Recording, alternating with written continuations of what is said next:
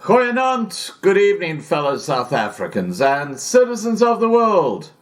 Well, we now have it confirmed that UFOs do officially exist. In fact, in the last 20 years, the military in the US have actually filmed over 140 sightings of UFOs. And the suggestion has been made that these UFOs could be drones being piloted by countries like China or Russia because of their advanced technology when it comes to the military. Well, I have another suggestion, and it's from a very personal level. When I was in my young 20s, in the late 1970s, I lived in a small town called Estcourt. I was working for Barclays Bank. I was the marketing guy at the front desk there. And I lived in a small block of flats called Belmont Courts. And anyone living in Estcourt will know exactly where Belmont Court is.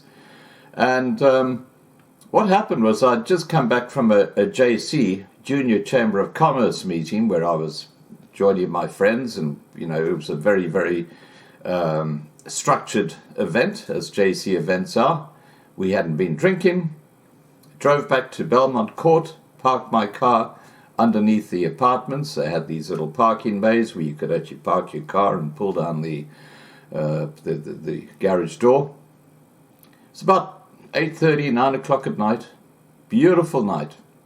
Absolutely cloudless. You could see all the stars. And it was quiet. Estcourt is a small town, or it was a small town back in the late 1970s. And I closed the garage door.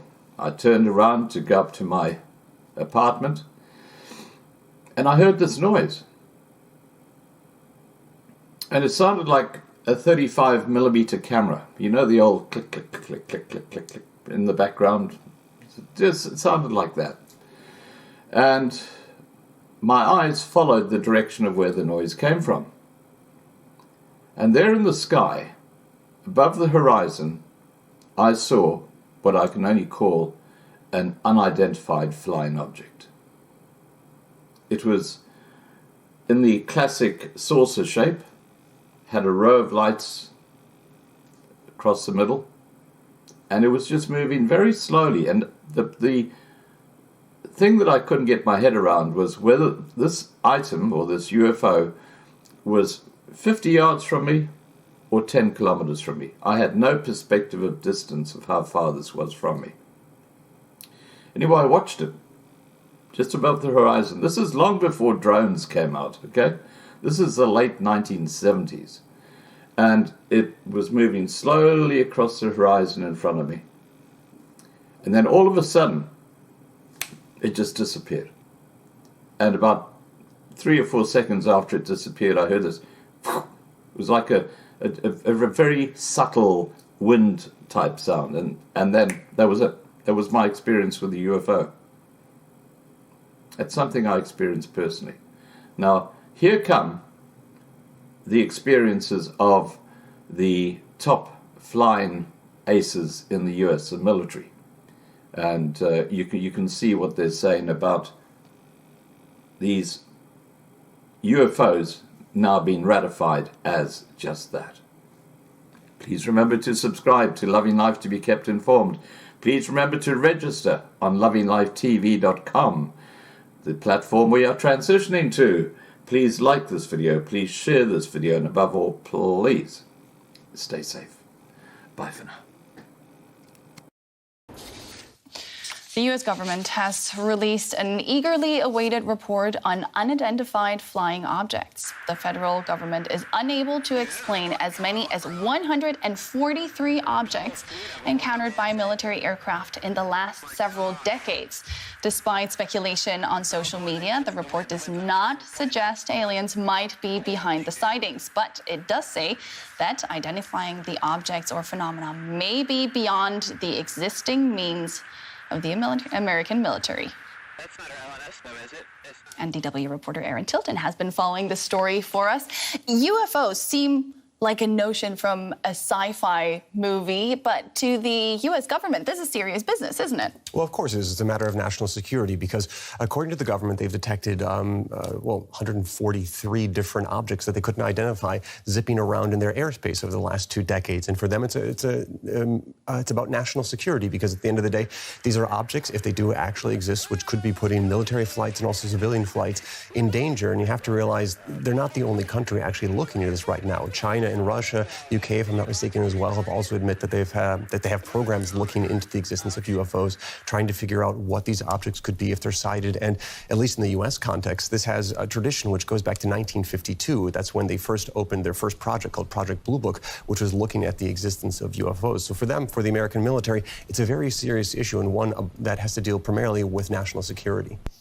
The internet loves a good UFO story, but why has this report in particular sparked so much interest online? Well, I mean, partially it's because even though, as I was saying, this is an issue of national security for the military, when we hear UFOs, a lot of people are conditioned to think that there's a little green man, somebody from another planet sitting in that, driving that thing around. And unfortunately, that's just not the case. I mean, a UFO basically just something up there that we don't know what it is. So, because of that association, people start speculating very, very quickly.